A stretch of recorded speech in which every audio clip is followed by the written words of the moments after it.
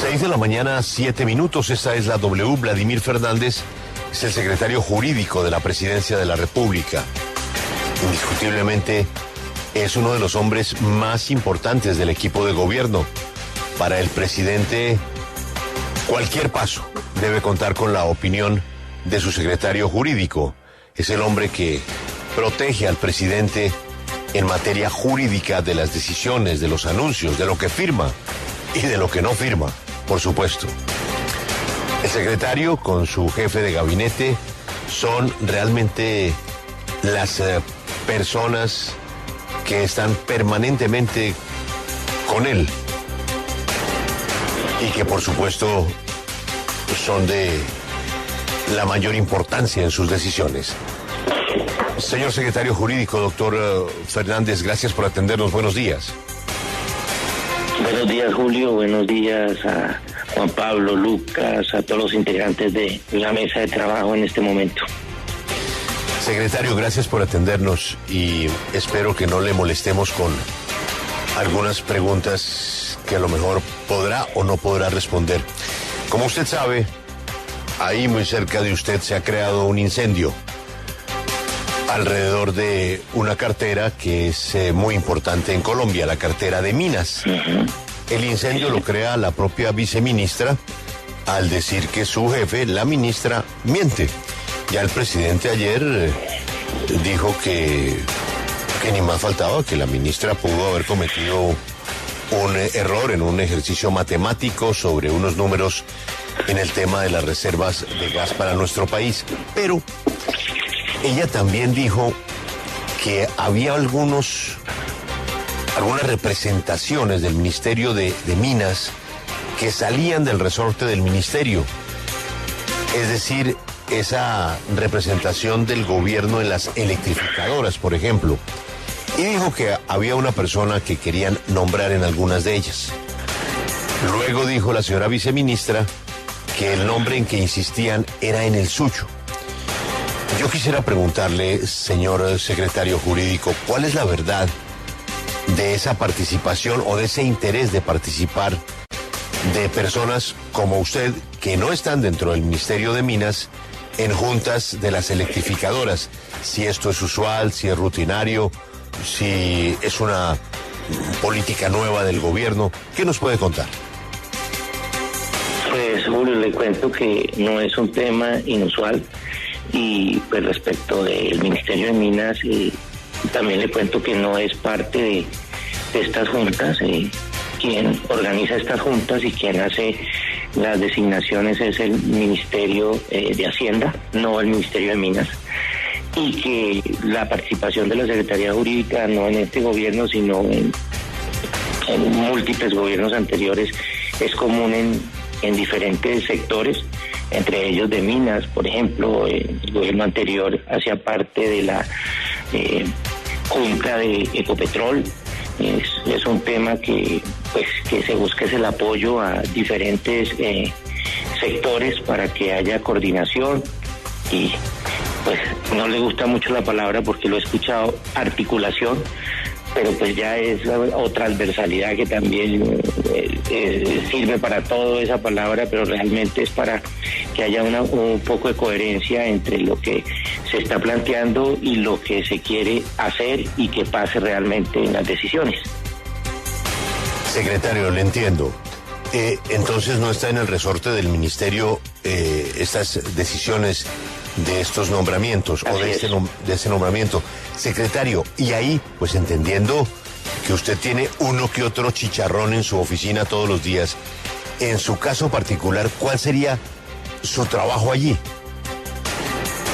Precisamente en estos eventos usted se dio cuenta la preocupación desde el año pasado en el tema de tarifario, en el tema de la inconformidad con lo que está sucediendo, trabajar un poco más de cerca con el sector, entenderlo mejor y tratar de dar soluciones. Una junta, usted sabe que no solamente se trata de temas técnicos o sofisticados de imposible comprensión, para un lego en una materia como la eléctrica, sino que surgen otros problemas como cantidad de reclamaciones que hay pendientes, una serie de decisiones judiciales como de tutela, acciones públicas. En este momento, por ejemplo, se está discutiendo un asunto que tiene que ver con la aplicación del pacto colectivo de trabajo a quienes ofician como directivos o gerentes, y que hace que las indemnizaciones a favor de ellos pasen de lo normal a lo exótico o extraordinario. Son temas que más de comprensión de un técnico en temas netamente eléctricos pasan a el análisis estrictamente jurídico y del alcance del mismo. Entonces todos estos factores son los que se analizan dentro de una junta, y como le decía yo anteriormente, no es algo que no haya pasado, que no sucede, por ejemplo, y aquí también me gustaría aclarar que esto no se trata de electrificadoras, sino que generadoras. Es diferente el concepto jurídico de la una y frente a la otra. Una es empresa de servicios públicos, la otra es de servicios públicos domiciliarios. No tienen el mismo régimen legal, no hay ningún tipo de prohibición o de restricción. Entonces esto existe así, tanto que en la otra generadora el delegado del ministerio es el subdirector jurídico del Ministerio de Hacienda. Esto le puedo como comentar a grosso modo de las labores que se pueden realizar desde ahí. Sí, secretario, ahora hablemos de esos indicios que usted dice que tendría, o que lo señalan, que usted tendría pues alguna participación o quizás algunos amigos en la electrificadora del Huila, y que usted de una u otra forma participaría en las decisiones que se tomen allí. Alejandra, buenos días también. Pues le quiero decir que pues yo soy oriundo del departamento del Huila. También le quiero decir que desde que el presidente me designó no he ido al departamento, precisamente para no tener ninguna injerencia de ningún modo en lo que esté ocurriendo allá. Le quiero decir que tengo entendido, pues después de que me consultaron este tema, que a finales del año pasado, tal vez noviembre o diciembre, se venció el encargo o el contrato que tenía el anterior gerente. De allá se hizo un encargo de una persona que venía de atrás, y es lo que tengo entendido. No ha habido ninguna participación de mi parte, ninguna injerencia, y como le digo, es que ni siquiera he ido a mi ciudad precisamente para evitar especulaciones al respecto. Señor secretario, en los temas energéticos, como usted sabe, pues cada vez que hay una declaración, el presidente ha sido coherente con lo que ofreció en su campaña. Él quiere una transformación energética, la quiere liderar. Lo que pretende el presidente no lo han propuesto ni las grandes potencias, pero él lo quiere hacer, y fue lo que ofreció en campaña, y está en todo su derecho. Pero ese es un camino sensible por las declaraciones, por el camino que se dan. Fíjese usted que a veces hay contradicciones con el propio señor ministro de Hacienda, con el presidente saliente de Ecopetrol y con la misma ministra que, pues, de alguna manera genera preocupaciones en el mercado. Este tema de la equivocación aritmética, pues es aburrido, secretario, porque es que un ministro o una señora ministra de Minas no puede andar dando cifras y después decir qué pena, me equivoqué. En este caso particular de la proyección, ya la viceministra renunció, dice que renunció porque ya no está de acuerdo con eso, porque pusieron a una gente a firmar un informe con el que no estaban de acuerdo. Hizo unas acusaciones aburridas para el ministerio, y eso se traduce en preocupaciones en general para el sector. ¿Qué piensa usted? ¿De qué manera se puede evitar ese cortocircuito que se está volviendo un temita rutinario? Pues precisamente, como te decía desde un comienzo de la entrevista, precisamente tenemos que buscar es cómo se articule o cómo se coordine de mejor manera todos los sectores, porque entonces unas declaraciones pueden ir en contravía de las otras declaraciones de del otro sector, estamos hablando minas, estamos hablando de Hacienda, estamos hablando del alto gobierno. Entonces lo que hay es que tratar de hacer coherente y coordinado el camino para que se entiendan desde todos los puntos de vista. Claro, estamos hablando de una transición energética, es un tema fundamental para el presidente. Ustedes ven, le está fundado no solamente en una percepción o en una intuición, estamos hablando de realmente situaciones con todo el soporte y el sustento científico elaboradas, y en ese camino va. Entonces, se está caminando sobre el mismo, pero como usted también lo apunta, no es el más transitado.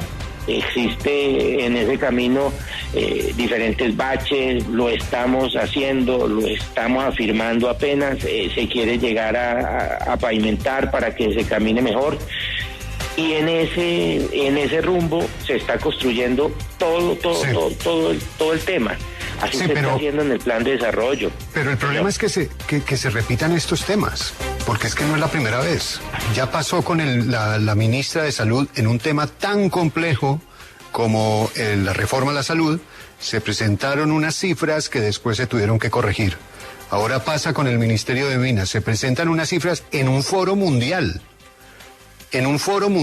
Se presentan unas cifras, se sale después en una rueda de prensa a nivel nacional diciendo que se reafirman en esas cifras, y después se dice, no, ¿sabe qué? No, sí, estábamos equivocados.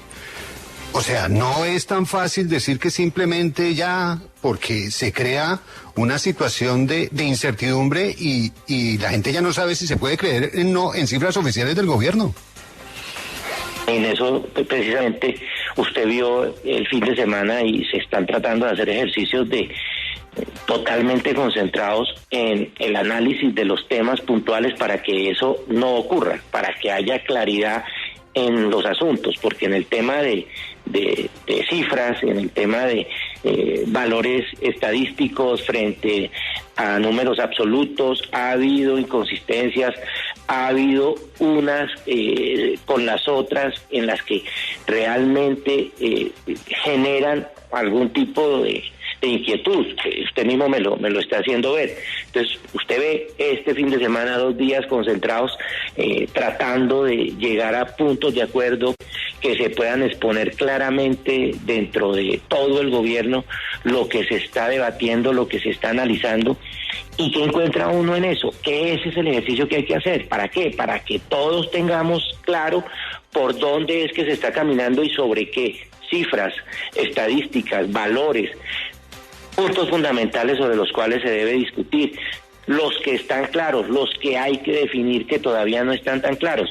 Eso se está construyendo con ese tipo de ejercicios, porque como siempre lo dice la ministra Cecilia López, que es la decana en muchos temas, ella dice es que se logró formar un gabinete de unos perfiles con otros y ha logrado en la mayoría de los temas una coherencia y un manejo que le da 1000 ideas, una cantidad de ideas que hay que ir acomodando para que funcionen y encajen bien dentro de este plan de desarrollo, pero se está logrando asimilar, articular para que haya un solo discurso bien presentado y sobre todo para que genere tranquilidad al país. En eso se está trabajando con mayor fuerza, precisamente conociendo y reconociendo lo que usted me está diciendo, que hay en algunos casos inconsistencias que deben evitarse y que para eso hay que trabajar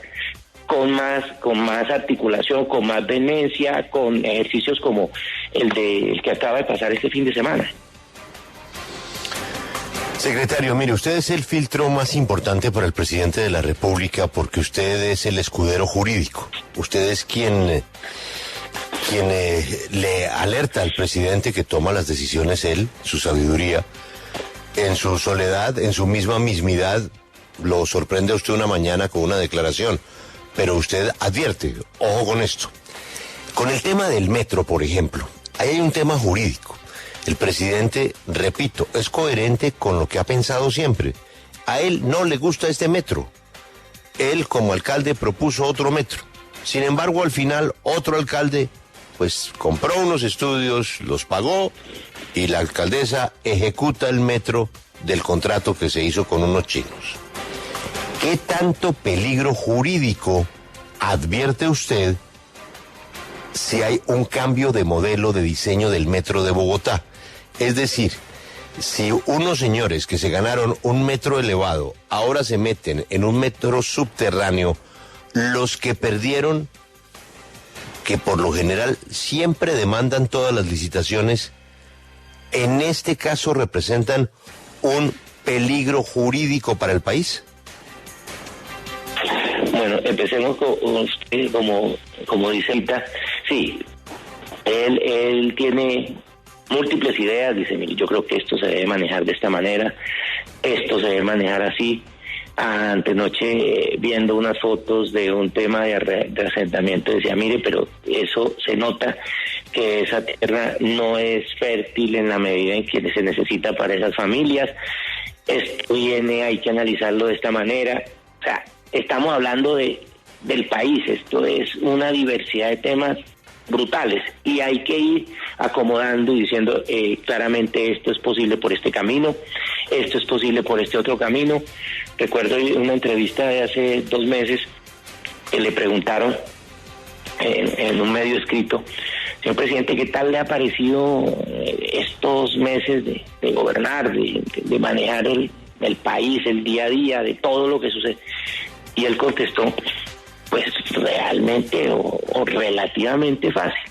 Y al otro día le dije yo, recuerdo la primera reunión, le dije, presidente, después de leerlo, pues yo creo que usted dice eso pensando en que se le ocurrió el tema y a todos los otros miembros tenemos que correr para ver cómo hacemos realidad eso.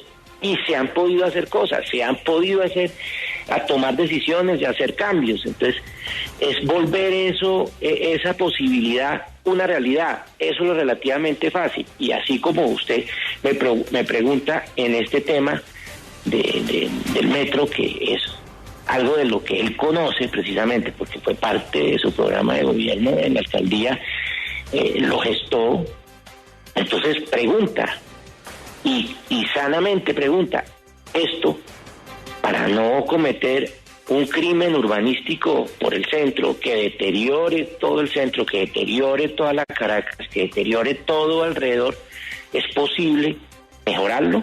¿Es posible soterrarlo de tal manera que nada de eso se perjudique a futuro ni durante la construcción?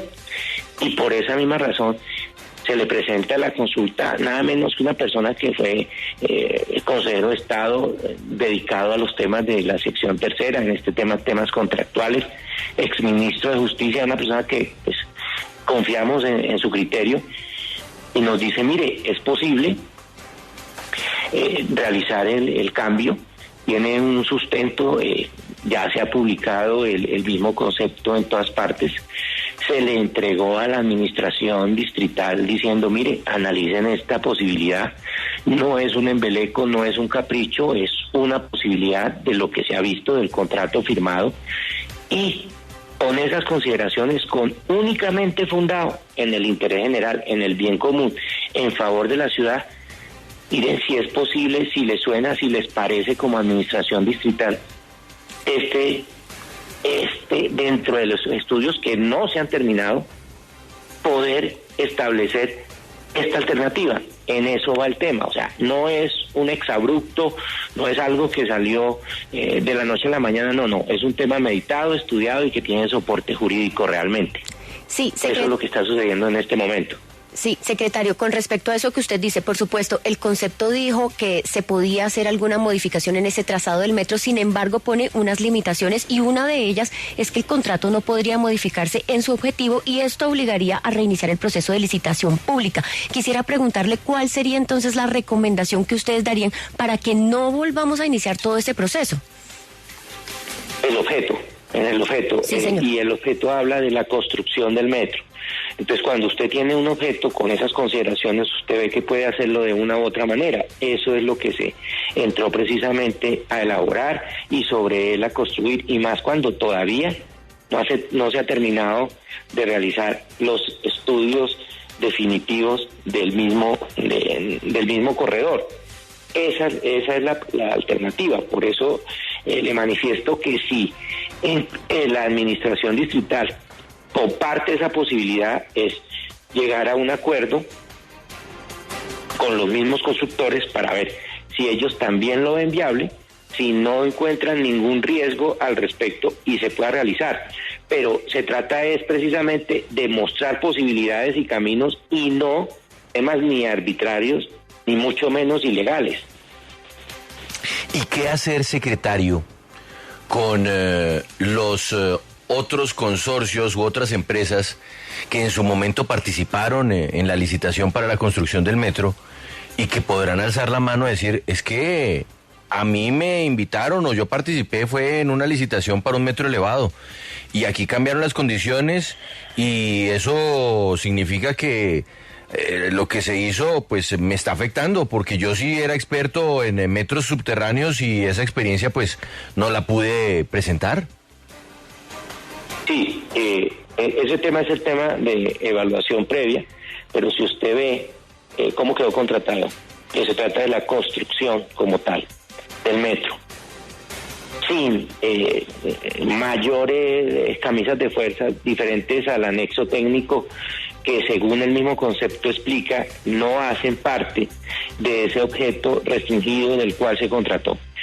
Y si en ese entendido se puede realizar, porque es que estamos en la etapa de diseños definitivos y por terminarse, se puede, alegando, esto es claro y esto es muy importante, un interés general, un interés superior, el beneficio de la ciudad, y se llega inclusive a considerar que con eso es económicamente más barato a futuro, de menos implicaciones fiscales o económicas y además para la ciudad, frente a todas esas personas que usted puede ver que hay miles de implicaciones, es que en este evento también como está planteado, usted puede encontrar, y además está dentro de los análisis que se están haciendo, las personas que se vean perjudicadas por un metro como está concebido de carácter elevado.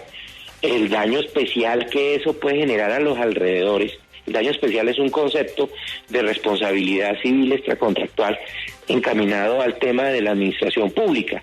Por ejemplo, cuando se construyó el puente elevado de la 53, otros puentes elevados en Medellín, generó unas responsabilidades de las ciudades frente a su entorno.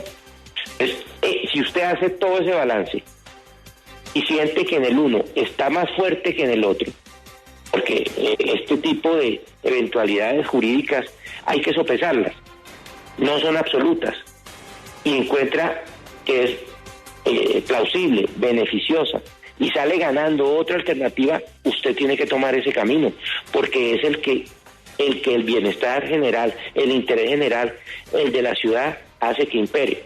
Eso es lo que estamos pidiendo, que se analice en un todo, absolutamente. No es más, no es una terquedad, no es una arbitrariedad. Escuchen ustedes al secretario jurídico de la Presidencia de la República. Secretario, chuleamos el metro. Efectivamente, dentro del marco jurídico y avalados por conceptos, por ejemplo, del Consejo de Estado, de un ex magistrado del Consejo de Estado, experto en contratación pública, el presidente sí va a insistir en cambiar el modelo del metro de Bogotá hasta donde pueda. Hasta donde pueda. Es decir, que sí nos enfrentamos a un nuevo modelo de contrato, a un nuevo tiempo de entrega y a un nuevo presupuesto. Porque como en cualquier obra de la casa de uno, cualquier ya que vale plata. Entonces, agregarle un baño a su casa, pues le cuesta una plata más. Cambiar el sitio donde estaba la habitación y poner ahí la sala, eso vale plata. Así de que tendremos, si avanza esta idea, nuevo presupuesto y nuevo tiempo de entrega. Señor secretario, la paz total está construida sobre una armadura jurídica. No se puede avanzar en un acuerdo de paz sin usted, sin los expertos jurídicos. Y en la paz total, pues hay un tema que el presidente ha trabajado y es comenzar a hablar con protagonistas de la violencia en Colombia, que no son necesariamente los tradicionales y reconocidos grupos guerrilleros o actores políticos. Aquí hay unas bandas delincuenciales que se han tomado el país y el presidente de una manera bastante decidida quiere involucrarlos también en la paz total, porque el presidente dice, sin esos tipos no hay paz total. Y para eso pues se buscan mecanismos. Uno de ellos es pensar en que esos delincuentes que están en la cárcel puedan recuperar su libertad. Otros que tenían que ver con, por ejemplo, la primera línea, se pueden volver gestores de paz. En fin, la paz, dice el presidente, se hace pues con los que están en la guerra. En ese camino, a la opinión pública, a todos nos da la impresión de que un actor muy importante en esa estructura jurídica no está de acuerdo, o no está muy de acuerdo. Es el fiscal general de la Nación. Hay unas reuniones, hay luego una rueda de prensa del fiscal, y uno como que no tiene muy claro en qué va la vaina, como diría Alberto Casas. Secretario, ¿en qué va la vaina con el fiscal? Primero, para hacer un contexto sobre, como usted expone, sí, se trata de una paz integral, total. Se trata de desarticular o desarmar la situación de violencia del país, y para eso tienen que estar todos, pero todos no son en las mismas condiciones. Usted encuentra las decisiones jurídicas que se han tomado, y una cosa es establecer negociaciones de paz, acuerdos de paz con quienes tienen algún tipo de connotación política. Así han quedado los decretos, así se han hecho las resoluciones y los actos jurídicos relacionados con el tema. Jamás se ha confundido los unos con los otros. Y otro asunto es el sometimiento o el acogimiento o la ley por la cual llegue a ser parte de esas negociaciones. A todos en la comunidad jurídica que nos interesa este tema siempre nos ha llamado la atención, y es porque si hay un proceso con unas personas que tienen unas deudas jurídicas o compromisos penales fuera del país, como en Estados Unidos o en otras partes, van, negocian con una justicia premial como la que ocurre allá, y ellos hacen colaboran con la justicia, tienen derecho a unos beneficios, inclusive de carácter económico frente a sus actividades. Se les conceden esos beneficios, salen de la cárcel y continúan su vida. ¿Por qué un modelo que respete la Constitución, que respete nuestro mundo jurídico, nuestra realidad social y jurídica, no podemos implementarlo en Colombia? Porque allá sí se puede y acá no.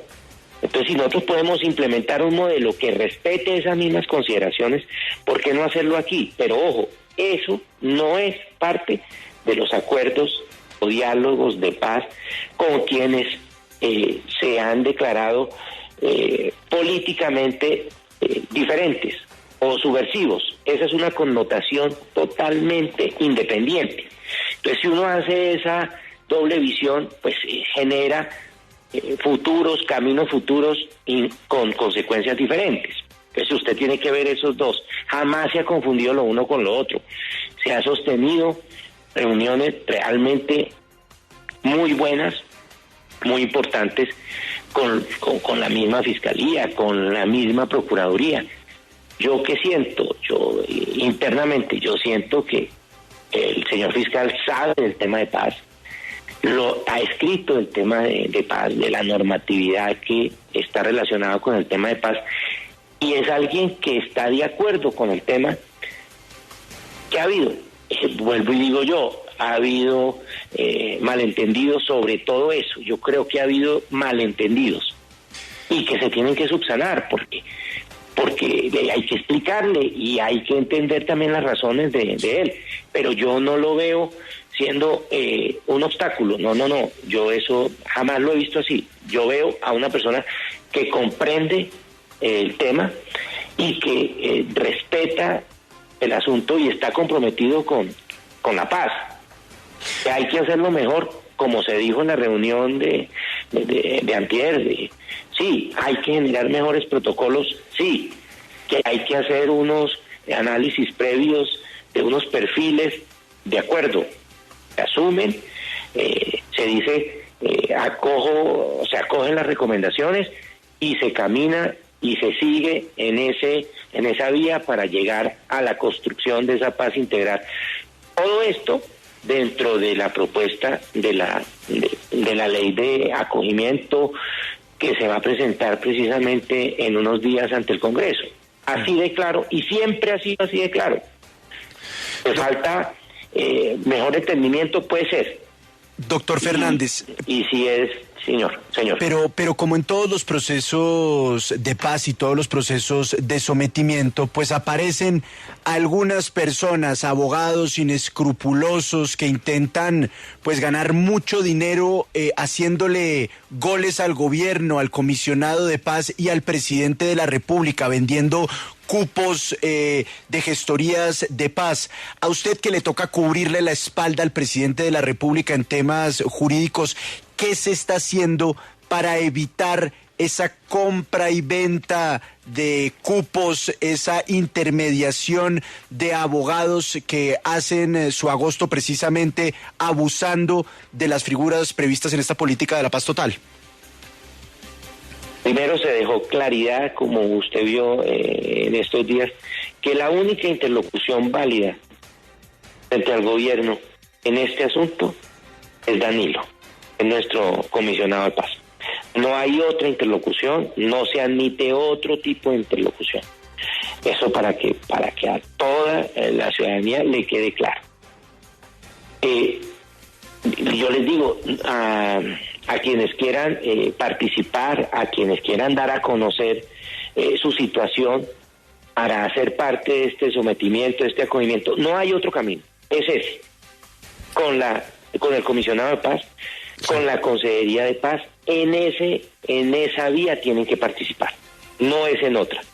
Cualquier otro personaje, abogado, cualquier otro avivato, por decirlo de alguna manera, que se acerque, que tenga un interés, que esté pidiendo unos honorarios, que por el viaje, que porque hay que hacer esto, nada de eso es cierto, absolutamente. Y eso se dejó claro y se planteó y se dijo precisamente en voz del mismo señor presidente.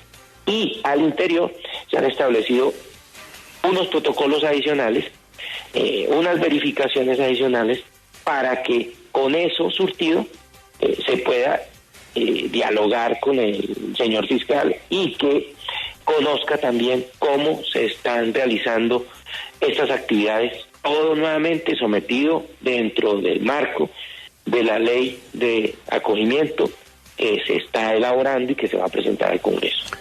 Y en medio de todo esto y de esas incertidumbres que se han generado y esas preocupaciones que, como dice Lucas, pues han estado presentes también en otros procesos, está la figura del hermano del presidente. Desde la famosa reunión en La Picota y los acompañamientos ahora, acá hemos hablado varias veces con él sobre el trabajo que él realiza, pero ¿qué tipo de decirlo, coordinación o papel tiene el hermano del presidente en estos diálogos con el gobierno?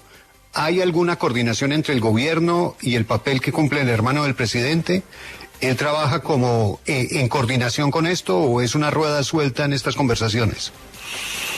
No, como lo dijo el presidente, el único camino es el comisionado de paz, el doctor Danilo Rueda, y con él es el que se está construyendo esto. Es la única voz autorizada existente. Señor secretario de la Presidencia, doctor Vladimir, yo quiero saber cuál es la perspectiva que tiene hoy día el gobierno nacional, el presidente de la República, sobre la elección del superintendente de Industria y Comercio, toda vez que por los acuerdos con la OCDE o con la OCDE, pues se tendría que realizar una convocatoria, un proceso de elección en el cual se tengan en cuenta las cualidades, las capacidades, los conocimientos de quien vaya a ocupar este cargo esencial para dirimir temas de competencia, además de asuntos societarios y particularmente los temas del consumidor. Pero por el momento esa convocatoria no se ha hecho. ¿Qué va a pasar? ¿Se va a abrir la convocatoria o se va a cambiar la norma para que sea el presidente quien elija a quien mejor le parezca sin tener que pasar todo ese proceso que hace parte, digamos, de lo reglamentado por la OCDE?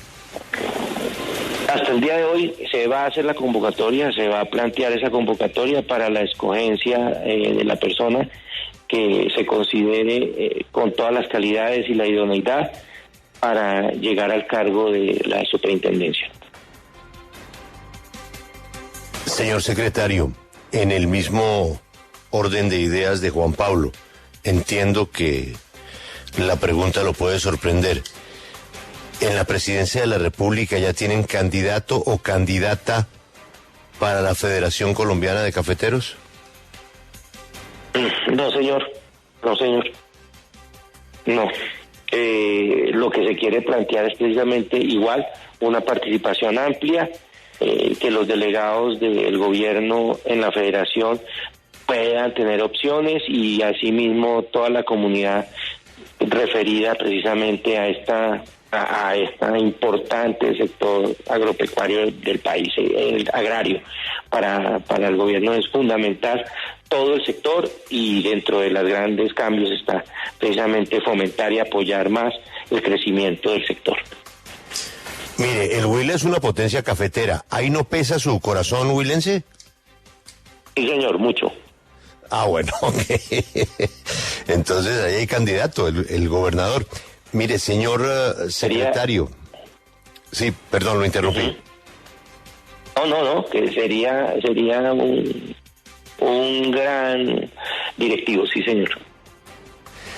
Señor secretario, el presidente de la República, pues, decía un reconocido economista este fin de semana, es el presidente que tiene más plata en la historia de Colombia. Pues no él, sino que tiene acceso a más dinero. Y eso le preocupa a algunos sectores que obviamente son muy severos críticos del presidente.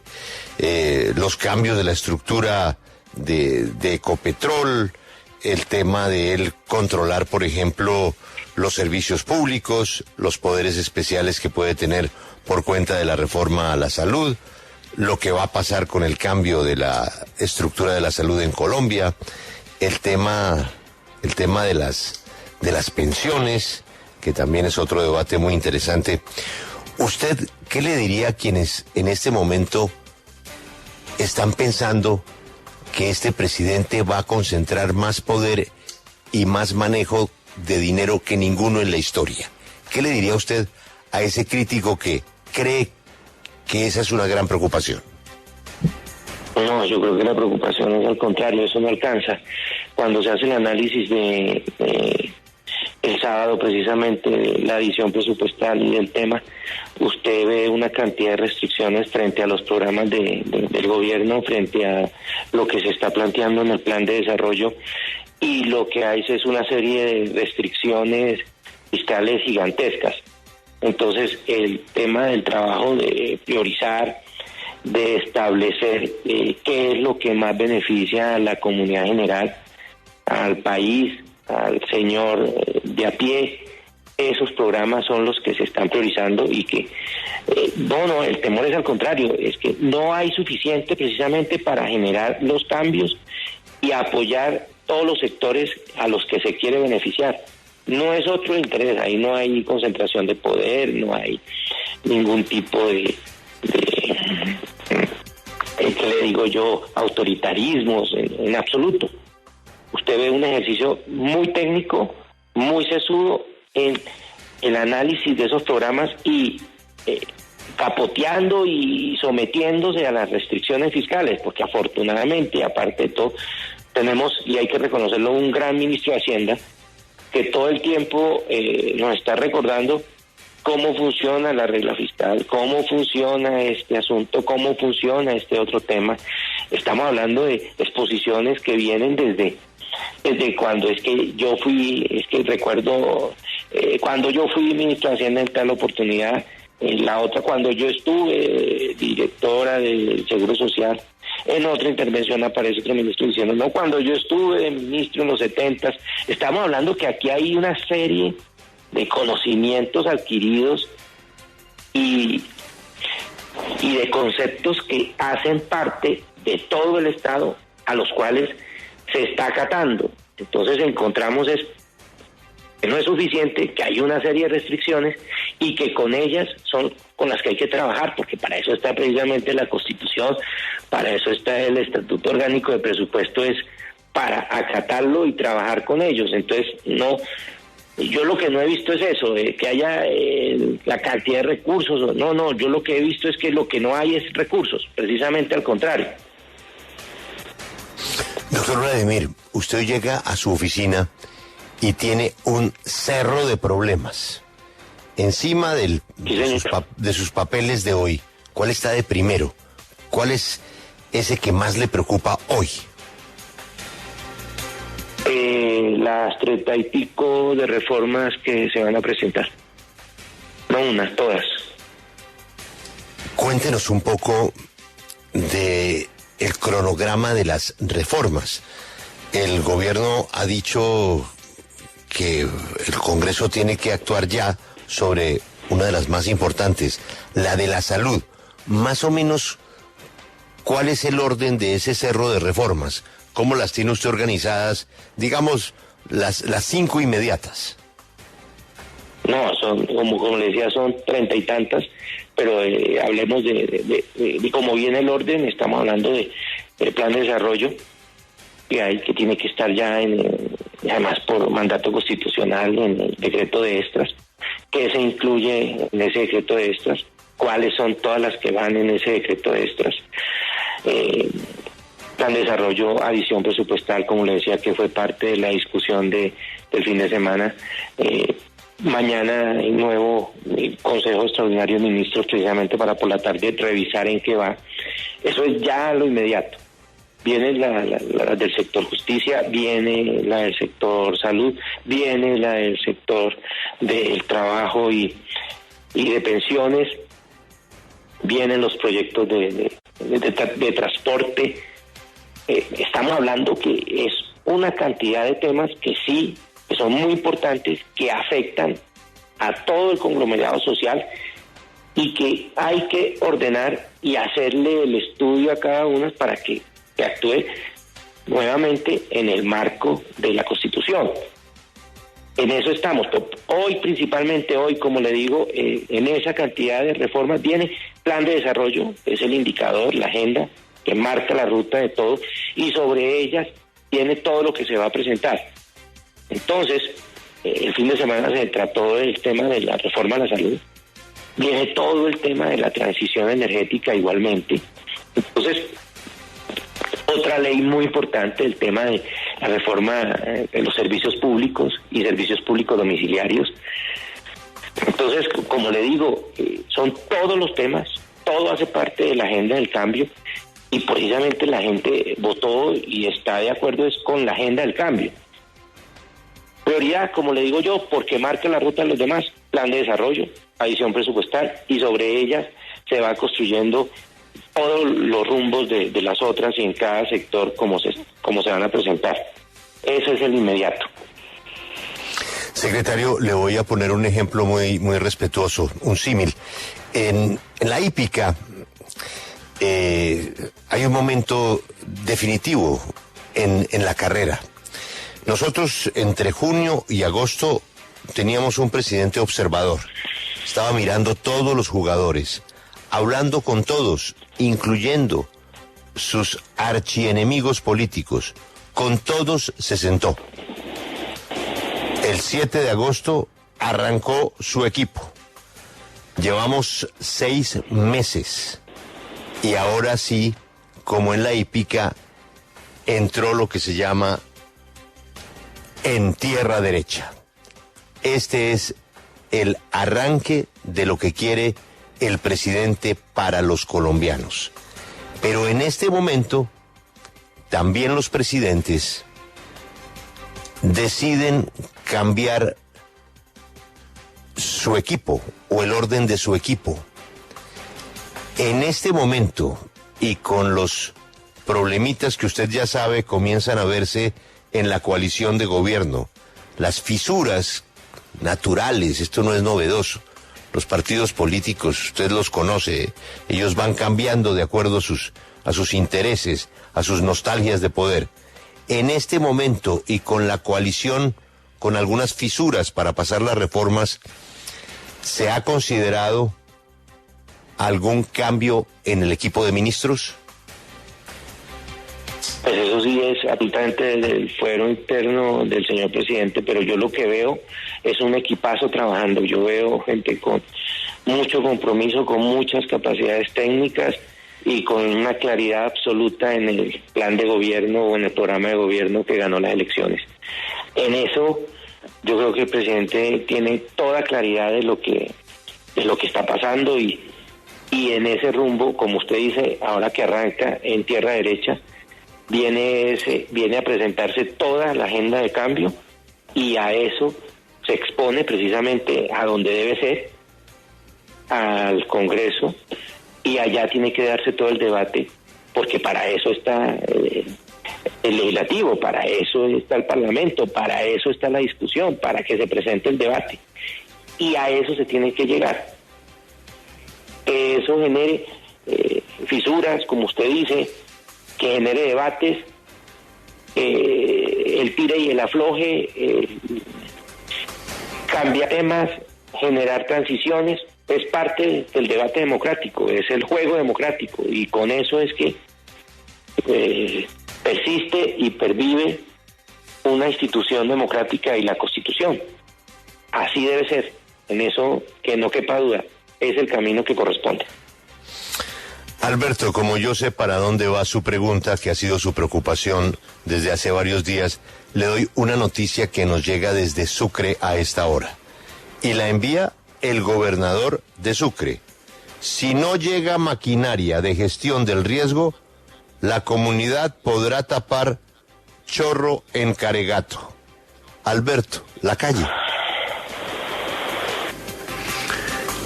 Sí, señor secretario jurídico, le quería preguntar si la propuesta que el señor presidente ha hecho conocer, mediante la cual convoca al pueblo a la plaza pública para defender las reformas respectivas, no les suscita ninguna preocupación jurídica por lo que significa la presión o el desconocimiento del oficio del Poder Legislativo. Como lo acabo de plantear en la respuesta anterior, es precisamente en ese escenario donde se van a presentar los debates frente al país nacional y el país político, pero previo análisis y estudio de quienes deben ser los beneficiarios de estas reformas, que es la gente, que es la comunidad. Y lo único que se está buscando es que los conozcan, que sepan para dónde va esa agenda de cambio, que obedece a lo que votaron, a lo que se comprometió el gobierno y que va en ese camino. Y si en ese debate, tanto previo como interno en el legislativo, hay razones para mejorar esos caminos, si algo he visto yo en el presidente es la capacidad de evaluar y reevaluar para tomar decisiones, admitiendo consideraciones y posiciones contrarias. Así ha sido el día a día del gobierno. Señor secretario, le cambio nuevamente de tema porque ya estamos en febrero y ahora sí empieza la recta final de la Fiscalía de Francisco Barbosa y obviamente el camino es largo, falta agotar muchísimas etapas para elegir a su sucesor. pero se ha hablado muchísimo de su nombre como uno de los posibles ternados para el cargo por su cercanía, por supuesto, con el presidente Petro, por su conocimiento jurídico, pero también por su buena relación con las Cortes. ¿Ese es un tema que a usted le interesaría? ¿Usted en algún momento vio la Fiscalía General de la Nación como un destino posible de su carrera política, de su carrera jurídica? No, señor. No se ha hablado del tema, jamás se ha planteado, y en mi vida como abogado, como dedicado a estos temas, nunca ha estado dentro de las posibilidades en las que desempeñarme. Y Juan Pablo, pero como la canción de Luis Enrique, yo no sé mañana. Yo no sé mañana, No sí. sé mañana, sí, pero no sé mañana. Él tiene 33 reformas que revisar ahorita, puntos y comas. Claro, pero en julio queda desocupado. Sí. Óigame, pero venga, secretario Fernández. Listo, entonces uno no sabe, Fiscalía nunca ha estado en su mente, pero no hay honor máximo para un abogado que llegar a una alta corte. Y muy pronto, pues el presidente, bueno, en el segundo semestre de este año el presidente tendría que determinar terna para reemplazar a Alejandro Linares en la Constitucional. Ponerse la toga, llegar al Palacio de Justicia como magistrado y además convertirse en un coequipero del presidente, pero al otro lado de la Plaza de Nariño, ¿no le suena llegar de pronto a ser magistrado de la Corte Constitucional? Juan Pablo, y qué curioso, mire que el único órgano que no se pone toga es la Corte Constitucional. Dígame, pero Alberto, ¿a usted no le parece una falta de respeto con un señor que lleva 6 meses en el cargo que aquí en la W ya le estemos buscando puesto?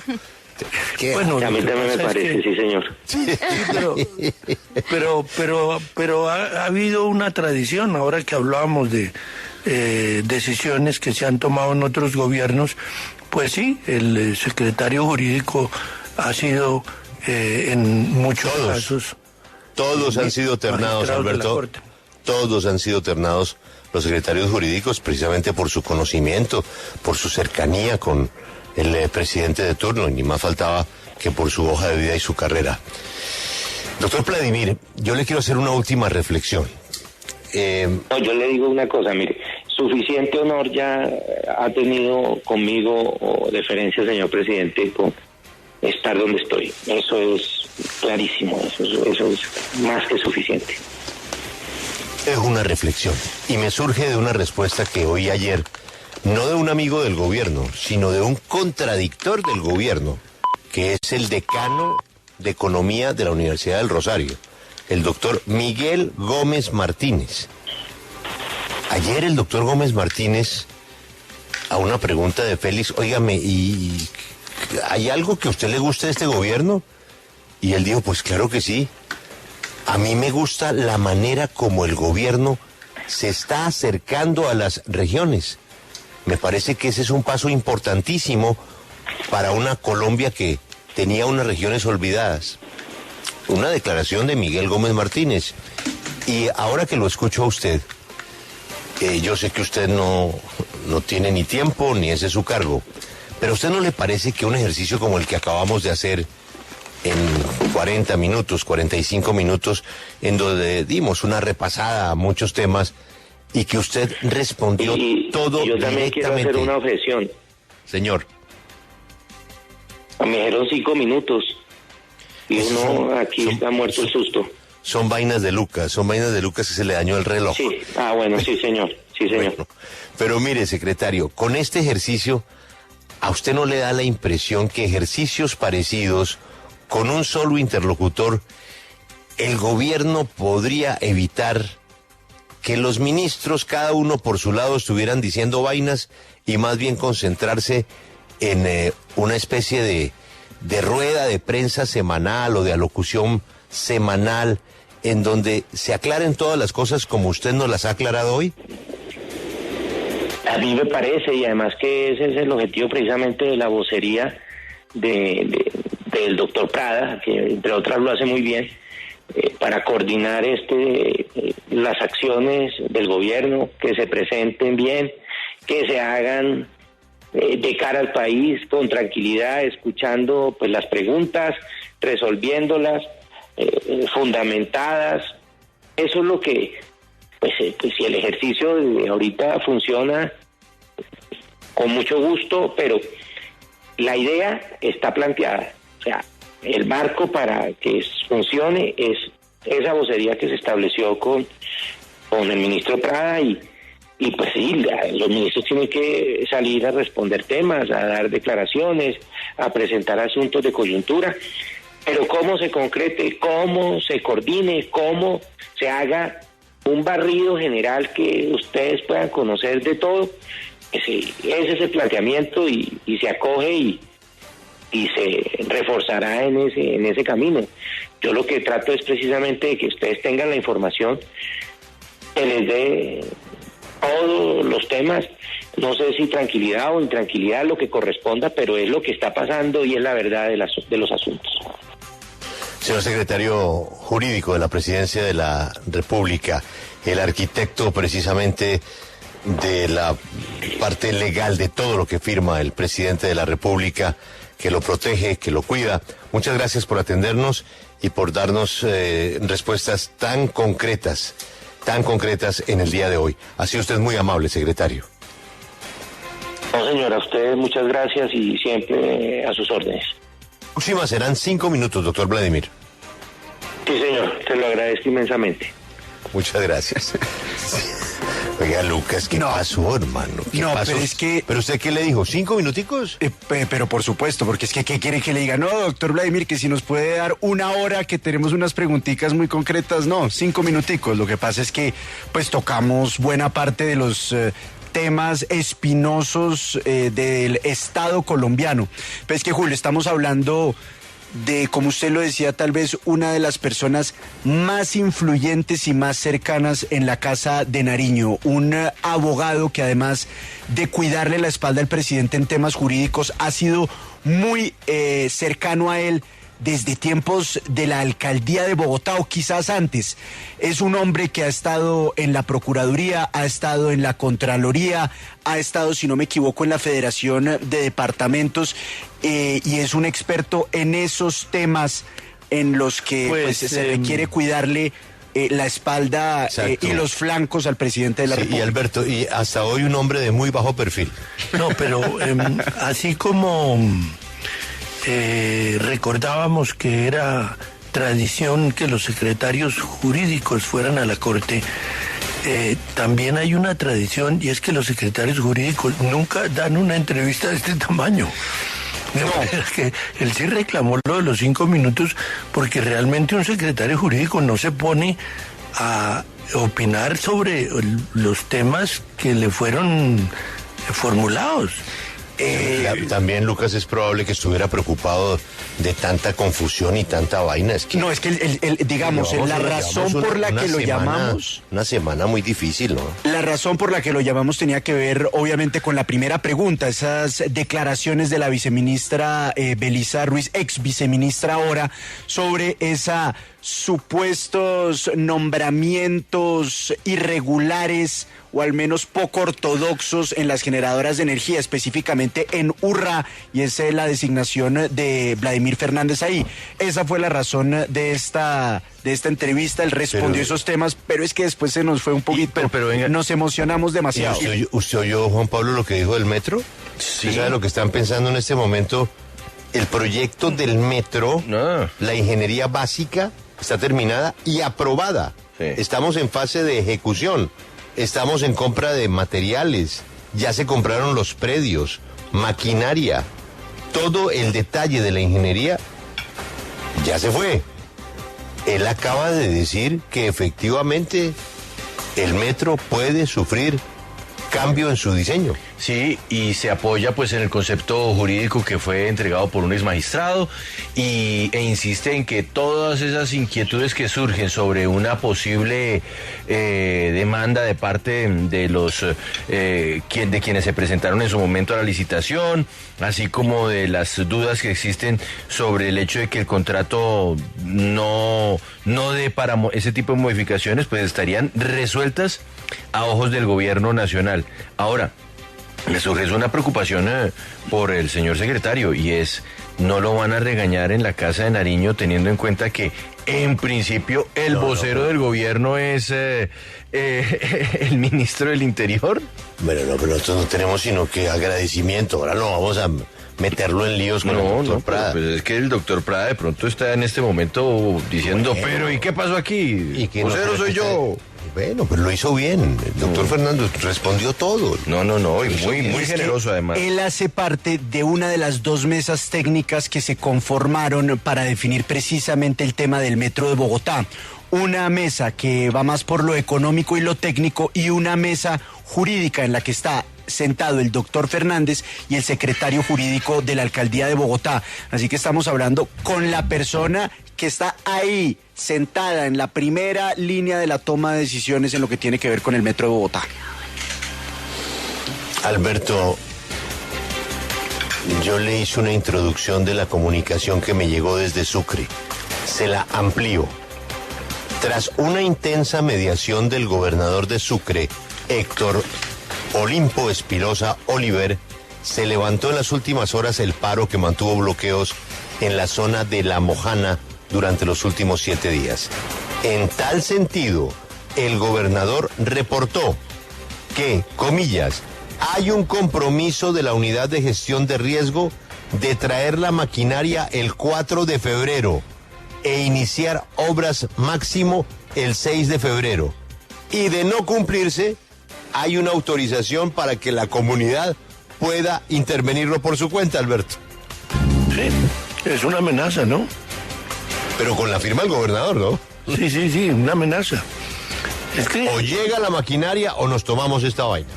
Correcto. Entonces, lo que usted ha dicho. Cosa que ya hicieron. No, ya demostraron que lo podían hacer. Espere, Alberto, los de Cabify, los de Uber, cuando digan. Bueno, entonces, al mejor estilo, ¿no? Sí, señor. Al mejor estilo. Ya sabemos que eso funciona, ¿no? Esto es un comunicado oficial de la gobernación. Sí, claro. Si no llega la maquinaria, se cierra el Chorro Caregato.